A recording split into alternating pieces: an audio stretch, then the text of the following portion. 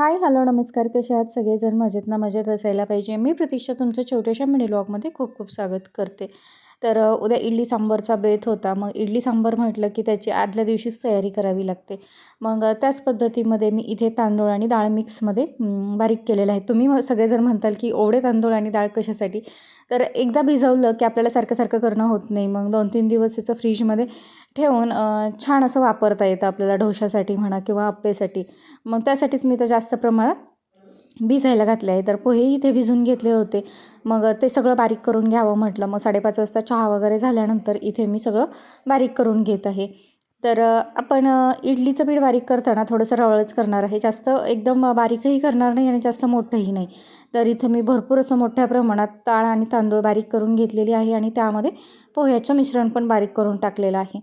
तर याच्यामध्ये भिजायला टाकताना मी 2 चमचे मेथीदाणे टाकलेले होते. त्याच्यामुळं आपले जी इडली होती ती एकदम सॉफ्ट आणि छान होती. मग त्यासाठी मेथीदाणे टाकून याच्यामध्ये मी पोहेही टाकते आणि कसलेही सोडा वगैरे न टाकता हे रात्रभर असंच भिजण्यासाठी ठेवून देते. तर नंतर सकाळी याची आपण इडली वगैरे बनवणार आहोत. तर एकदम छान अशा पद्धतीमध्ये हे पीठ तयार होतं. पण घरगुती डाळ होती त्याच्यामुळं थोडंसं तुम्हाला काळसर वाटत असेल. परंतु जर विकतची डाळ असेल तर एकदम पांढरशुभ्र अशी इडली तयार होती. तर आमची इथे घरची डाळ होती त्याच्यामुळं अशा पद्धतीमध्ये तयार झालेलं आहे.